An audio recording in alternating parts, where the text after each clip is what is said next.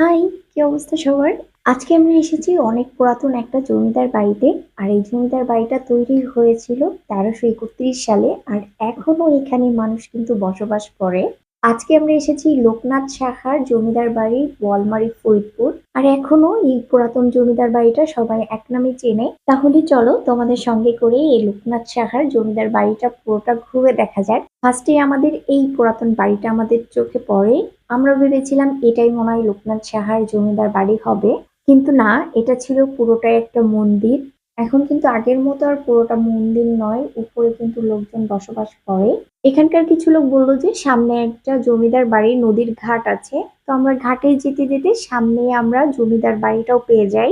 আর এই লোকনাথ সাহার জমিদার বাড়িটা কত সালে তৈরি করা হয়েছে সবকিছু কিন্তু এই দরজাটার সামনে লেখা রয়েছে। আগে নাকি এই জমিদার বাড়ির গেট গুলা খোলাই থাকতো, এখন আর খোলা থাকে না, কারণ এখানে এখন লোকজন বসবাস করে। আমরা অনেক রিকোয়েস্ট করার পরে আমাদের গেটটা খুলে দেয়। আর এই বাড়িতে ঢুকতেই ছোট্ট একটা রুম ছিল। আর এই রুমের মধ্যে পুরাতন একটা খাট, একটা টেবিল ছিল। আর চারিপাশে জানলাগুলো এরকম বন্ধ করে দিয়েছিল। এরপরে এই দরজা দিয়ে ঢুকে বেরোতেই চোখ পড়বে মাঠের মতো বড় একটা জায়গা। আর চারিপাশে জমিদার বাড়ি দিয়ে ঘেরা।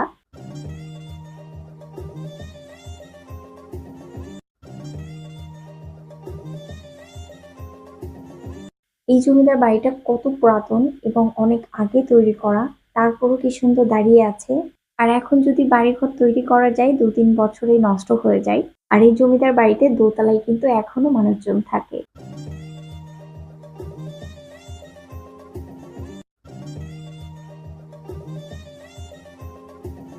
এই জায়গা থেকে কিছু ছবি তুলে এরপর আমরা চলে যাই জমিদার বাড়ির নদীর ঘাটে।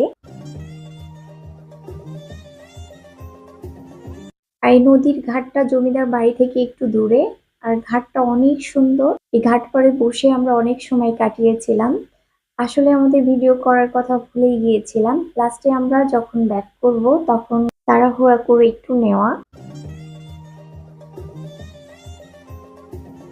এরপর আমরা এখান থেকে ব্যাক করে তোমাদের ভাই আমাদেরকে নিয়ে গিয়েছিল অমল ঘোষের বাড়ি দেখাতে। অমল ঘোষকে তোমরা অনেকে নাও চিনতে পারো। এক কথায় যদি বলি, ইত্যাদিতে যে নানা নাতিনের যে নানা রোল করতো, সেটাই হলো অমল ঘোষ। আর এটাই নাকি তার বাড়ি, অনেক পুরাতন বাড়ি এটাও। এই বাড়িতেও দেখো লোকজন থাকে।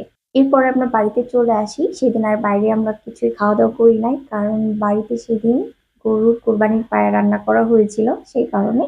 এই তো ছিল আমার আজকের একটা মিনি ব্লগ। আশা করি তোমাদের কাছে ভালো লেগেছে। ভালো লাগলে আমার পেজটাকে ফলো দিয়ে চ্যানেলটা সাবস্ক্রাইব করে দিও। তোমরা সবাই ভালো থেকো, সুস্থ থেকো। ভিডিওটি দেখার জন্য সবাইকে অসংখ্য ধন্যবাদ। আল্লাহ হাফিজ।